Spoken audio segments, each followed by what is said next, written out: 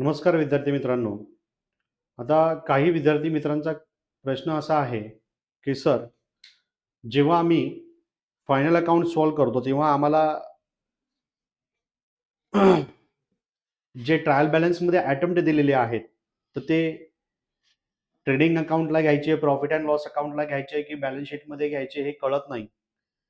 तर बघा, एक्झाम्पल बेसिसवरती आता हा तुम्हाला एक ट्रायल बॅलन्स दिलेला आहे. तर हा जो ट्रायल बॅलन्स तुम्हाला दिलेला आहे, त्यामध्ये बघा जे अटेम्प्ट तुम्हाला दिलेले आहे, तर पहिली त्याची कॅटेगरी तुम्हाला सिलेक्ट करावी लागणार आहे. म्हणजे कोणत्या कॅटेगरीमध्ये येतात ते. आता स्टॉक जर बघितलं, तर हा डायरेक्ट एक्सपेन्सेस आहे. बरोबर ना? बिल्स रिसिवेबल आपली ॲसेट आहे. त्यानंतर वेजेस अँड सॅलरी. आता वेजेस हा शब्द पहिले आल्यामुळे हा डायरेक्ट एक्सपेन्सेस आहे.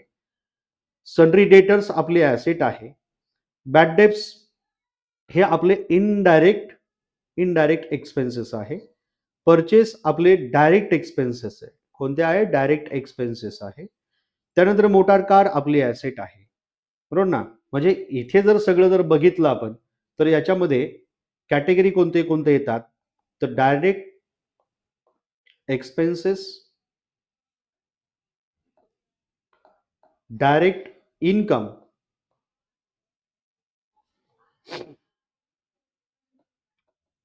इनडायरेक्ट एक्सपेन्सेस आणि चौथं याच्यामध्ये येत आहे इनडायरेक्ट इन्कम.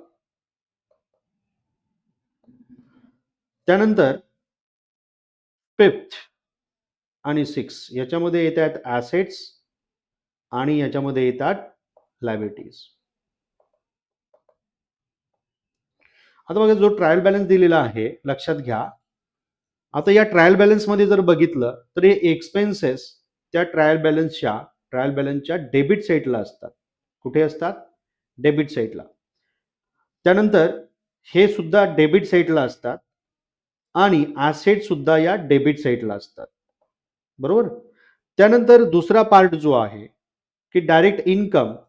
आता जर आपण बघितलं, तर डायरेक्ट इन्कम जो आहे, तर तो जर आपण बघितलं, तर तो क्रेडिटला असतो. कुठे असतो? क्रेडिटला. हा सुद्धा ट्रायल बॅलन्सच्या क्रेडिटला असतो आणि लायबिलिटी सुद्धा ट्रायल बॅलन्सच्या क्रेडिटला असते.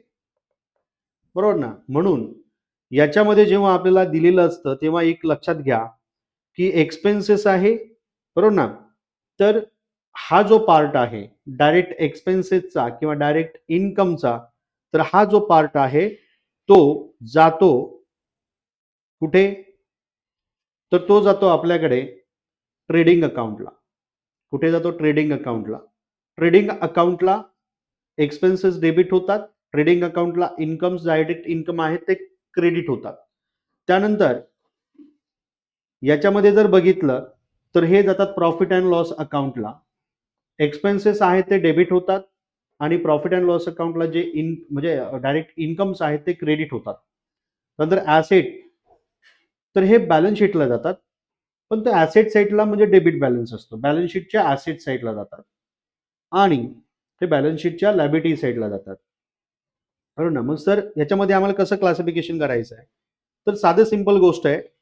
हा जो डेबिट बॅलन्स तुम्हाला दिलेला आहे सगळा, तर या डेबिट बॅलन्स म्हणजे तुमचे 3 कॅटेगरी येणार आहे. त्याच्यामध्ये फर्स्ट आहे, की हा ट्रायल बॅलन्सच्या म्हणजे ट्रेडिंग अकाउंटच्या डेबिटला जाऊ शकतो. ट्रेडिंग इनडायरेक्ट अकाउंटच्या म्हणजे प्रॉफिट अँड लॉस अकाउंटच्या डेबिटला जाऊ शकतो आणि बॅलन्स शीटच्या ॲसेट साईडला जाऊ शकतो. म्हणजे याच्यामध्ये 3च कॅटेगरी येणार फक्त. कोणत्या कोणत्या? ट्रेडिंग अकाउंटच्या डेबिटला. ठीक आहे? जे काही ट्रेडिंग अकाउंट आहे आपलं, ठीक आहे, या ट्रेडिंग अकाउंटच्या डेबिटला trading account, profit and loss account या दोघांच्या डेबिटला जाणार ते किंवा ॲसेटला जाणार.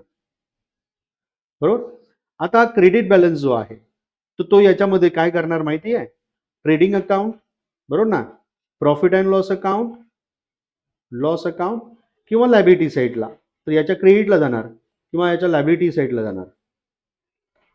साधी सिंपल गोष्ट आहे. तर याच्यामध्ये बघा, जनरल रिझर्व्ह आपल्याला क्रेडिट करावा लागतो. पार्टनरच्या हे कॅपिटल अकाउंट आहे, क्रेडिटला जातं. क्रेडिटर्स लायबिलिटीला जातं. आरडीडी प्रॉफिट अँड लॉस अकाउंटच्या क्रेडिटला जातं. सेल्स ट्रेडिंग अकाउंटच्या क्रेडिटला जातं. आउटस्टँडिंग वेजेस लायबिलिटीला जातं. परचेस रिटर्न परचेसमधून लेस करतो आपण, आता परचेस हा डेबिटला आहे, मग सर तिथून लेस करतो म्हणजे हा क्रेडिट इफेक्ट झालेला आहे. डिस्काउंट सुद्धा आपल्याला प्रॉफिट अँड लॉस अकाउंटच्या क्रेडिटला द्यावा लागतो. म्हणजे बघा सिंपल आहे, डेबिटचा बॅलन्स डेबिटला असतो, त्याच्यामध्ये ट्रेडिंग अकाउंटच्या डेबिटला, प्रॉफिट अँड लॉस अकाउंटच्या डेबिटला किंवा इकडे ऍसेट साईडला, आणि क्रेडिटचा जो बॅलन्स आहे तो ट्रेडिंग अकाउंटच्या क्रेडिटला, प्रॉफिट अँड लॉस अकाउंटच्या क्रेडिटला किंवा लायबिलिटी साईडला जातो. बस. म्हणजे डेबिट बॅलन्स 3 ठिकाणी डिवाइडेड होतो आणि क्रेडिट बॅलन्स सुद्धा 3 ठिकाणी डिवाइडेड होतो. धन्यवाद.